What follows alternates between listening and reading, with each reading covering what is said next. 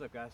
Samthedingus, being a dingus as usual, here for a remake tutorial on the scoot/scoop tricking setup move. I know a lot more about it now, and I use it a lot more effectively than I did when I made the tutorial, so I just kind of want to retouch up on everything. So, boom, scoot. You don't even need anything to get started, but if you got like cartwheel strength, that's good, but seriously, you don't need anything. So, here's what it looks like, and here's how you do it.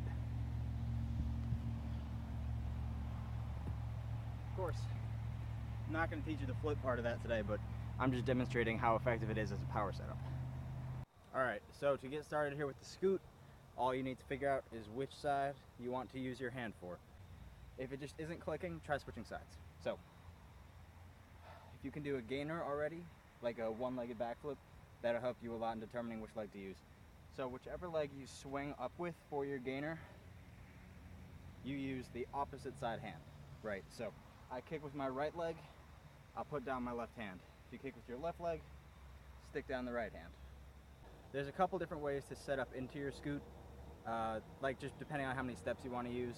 More steps doesn't necessarily mean more momentum, but at least one step will be good for a start. So no matter what you do, just pick one setup for momentum and stick with that so you can just improve on the same thing instead of changing little things while you're learning still. So let's just say you commit to doing one step before every scoot. So every time you just take one in and then scoot.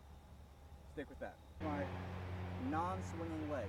So if my right leg swings for the gainer, my left leg is in front, left arm is down. Turn it so it's like this. I guess that's a 45 or a 90-degree angle. So that's what your hand is ready to do. And what you do is you just step over a little bit to the outside. You should feel pretty strong in this position. That's because you are. And that's why you do the scoots this way. So, and then basically you just, with that step, you lower to the ground. You're basically doing a weird lunge at this point, a little off axis. And then your hand, still like this, goes on the ground.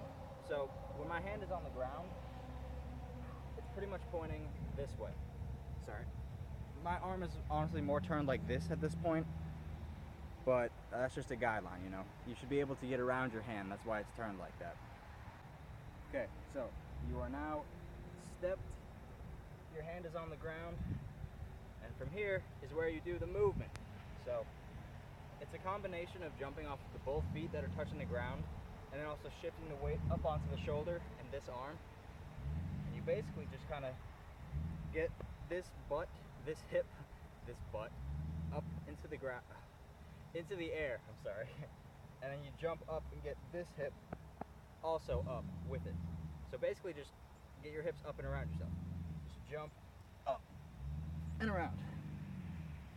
Try to be able to get the strength and practice to stick the weight on your hand without any doubts or hesitation. So a good scoot is a controlled scoot. That's true for everything, but if you can kind of do it slowly, that shows that you have mastery over the movement. So, and more importantly, the strength to be able to hold yourself up. So it should feel like there's a shift in momentum, you know, some kind of drastic change in the way that your energy is moving, so that it feels like you could do something totally crazy at the end of your scoot.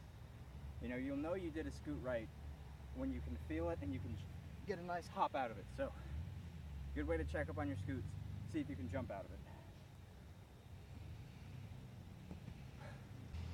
Main problem I see with people when they do scoots is they go too much in a circle.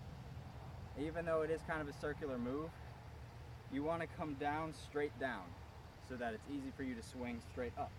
Because if your momentum is moving a little sideways, when you come down, how the hell are you going to swing anything out of that? If you're like this, you still want to twist when you're on the ground instead of just going straight up.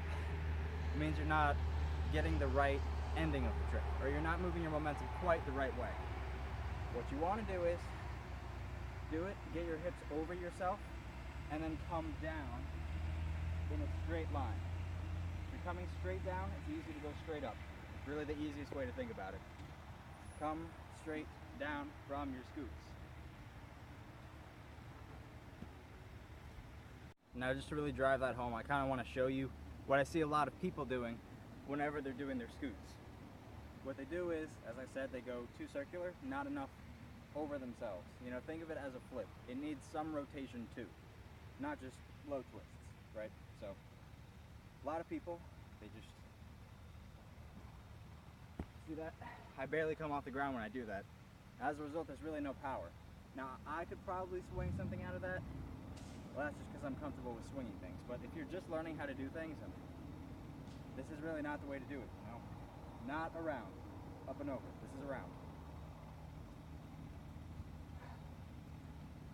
This is better.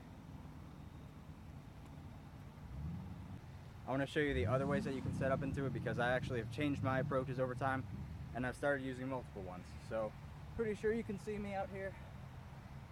So the first way that I showed you, non-dominant leg in front, you step over and out, hand down, over.